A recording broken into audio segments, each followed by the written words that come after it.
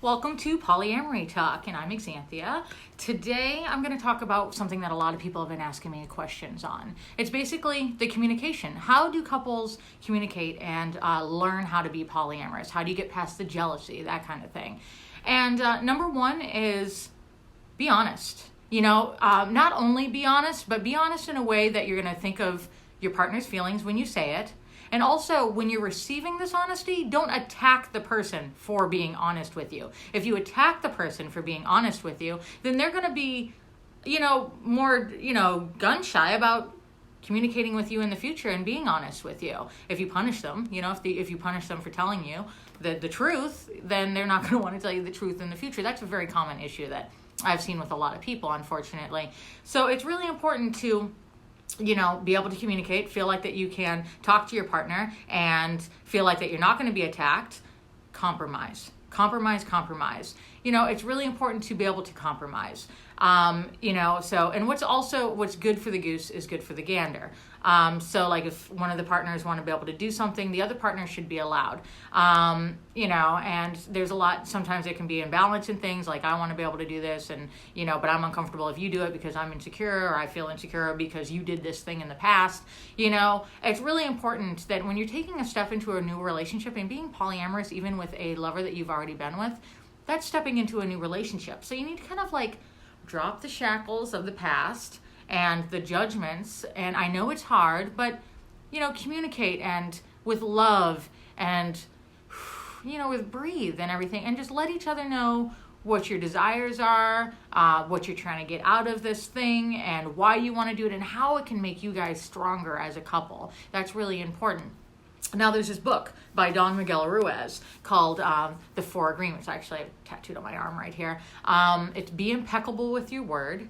Don't take anything personally. Don't make assumptions. And always do your best. I have an Xanthia Inspires YouTube. I'm probably going to do like a whole segment on the Four Agreements over there. But this book has truly changed my life. Be impeccable with your word. It's not only not to lie, but it's also like not to tell untruths, because a lot of people, they'll poison their partners, if it's insecurities in themselves or, whatever, they'll poison their partners with the dialogue. And that creates a lot of other insecurities in the relationship, and it's really difficult.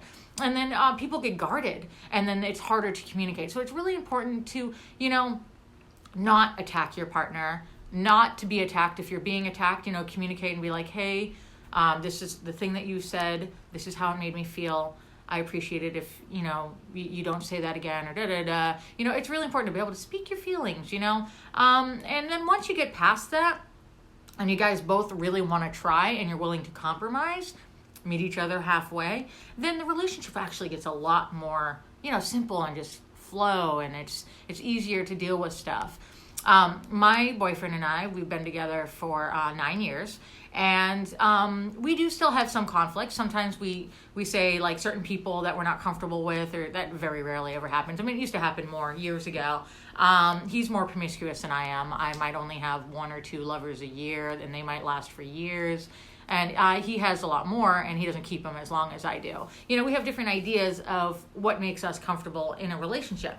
And, so you guys might have slightly different ideas. Maybe one of you, needs more companionship, more love, more attention, and the other one just wants more sex, And, so it's just like you need to be able to communicate and compromise that. Not everyone's the same.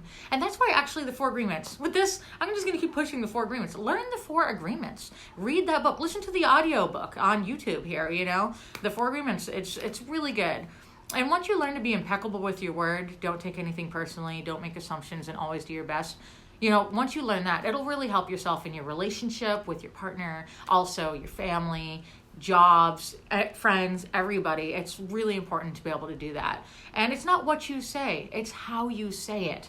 I don't want to necessarily say sugarcoating things, but watch how you say things, because it really can affect people. And if people feel damaged by what you're saying, they're less likely to, you're not actually getting what you're trying to get when you attack people. When people attack people, I'm not trying to say you, I don't even know you, but in general, but I just see it a lot in couples that are trying to do polyamory because of cheating or whatever, or they have ideas, they have feelings, and they're trying to have expression. When the number one communication issue is, just not being impeccable with their word. And so that's really important to be able to, move on and move past it. And once you move past that communication and you work on your security, like working on each other's security, depending on, if someone in the relationship or both people in the relationship is insecure, be it with themselves or with the relationship, because maybe someone had cheated, or, you can't hold on to that. If people are willing to go into another form of relationship, cheating won't even be a thing. So constantly bringing that up and like reopening that wound over and over again, that's really unhealthy for the relationship. And I know it's hard, like people have been damaged and they're like, but you did this thing, you did this thing, and people want to keep reliving that, but it's really unhealthy and you can't move forward if you do that. If the person says, I'm sorry, and you believe them, like you believe that they're, forgive them and move on, and figure out how to better the relationship, how to have better communication.